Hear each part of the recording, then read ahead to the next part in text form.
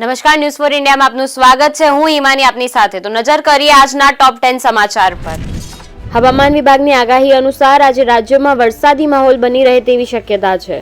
ગુજરાત તરફ 3 સિસ્ટમ સક્રિય થઈ હોવાના પગલે કેટલાક વિસ્તારોમાં ભારે વરસાદ પડે તેવી આગાહી કરવામાં આવી છે. બનાસકાંઠા અને પાટણમાં છૂટો છવાયો તેમજ કેટલાક વિસ્તારોમાં ભારેથી અતિભારે વરસાદની આગાહી કરવામાં આવી છે. કલોલ ભાજપમાં આંતરિક ડખો. ગાંધીનગરની કલોલ નગરપાલિકામાં મારામારી થઈ હોવાની ઘટના સામે આવી છે. ટેન્ડર પ્રક્રિયાને લઈને ભાજપના 2 જૂથ સામસામે આવી જતા લાફાવાડી થઈ હતી. 200થી વધુ લોકોનું ટોળું ચેરમેનની ચેમ્બર સુધી ઘૂસી ગયું હતું, જેથી પોલીસ બોલાવવાની ફરજ પણ પડી હતી. સરખેજ ભારતી આશ્રમ વિવાદ યથાવત છે, ત્યારે આ વિવાદમાં સોશિયલ મીડિયાના માધ્યમથી એક વિવાદિત પોસ્ટ વાયરલ થઈ હતી. આ વિવાદિત પોસ્ટથી સમસ્ત ગુજરાત કોળી ઠાકોર સમાજ નારાજ થયો હતો અને સનાતન ધર્મમાં જાતિવાદ ઉભો થયો છે, જેને લઈને સમસ્ત કોળી સમાજ દાહોદ જિલ્લા કોળી કર્મચારી મંડળ દાહોદ અને માંધાતા ગ્રુપ દાહોદ વતી સમર્થનને સહકાર આપતા દાહોદ જિલ્લા કલેક્ટર કચેરી ખાતે આવેદનપત્ર આપવામાં આવ્યું હતું. બિહારમાં ફરી નવા જૂનીના એંધાણ. બિહારની રાજધાની પટનામાં 3 દિવસ પહેલા નીતિશકુમાર અને તેજસ્વી યાદવ વચ્ચે મુલાકાત થતા ભાજપમાં ટેન્શન છે. નીતિશ અને તેજસ્વી રાજ્યમાં માહિતી કમિશનરની નિમણૂક માટે મળ્યા હોવાનો દાવો કરવામાં આવી રહ્યો છે, પણ ભાજપ માને છે કે નીતિશ ફરી પલટી મારવાની તૈયારીમાં છે.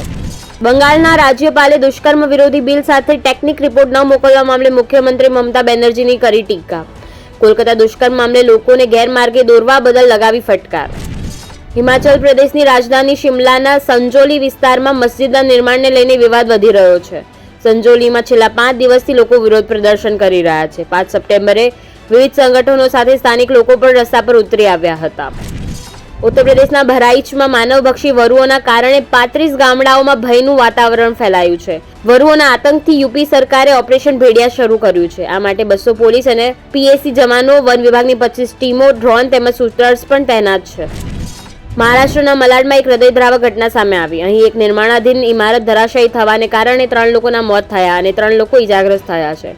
મ્યુનિસિપલ કોર્પોરેશનના અધિકારીઓએ જણાવ્યું કે 23 માળની ઇમારતના 20મા માળના સ્લેબનો એક ભાગ તૂટી પડ્યો હતો, જેના કારણે 3 લોકોના મોત થયા.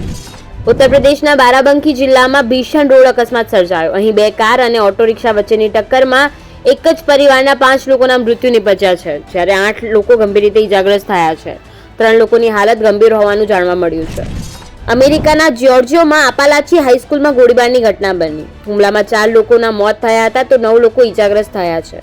મૃતકોમાં 2 શિક્ષક, 2 બાળકોનો સમાવેશ છે. 14 વર્ષનો હુમલાખોર પકડાયો છે. ઘાયલોને સ્થાનિક હોસ્પિટલમાં દાખલ પણ કરવામાં આવ્યા છે.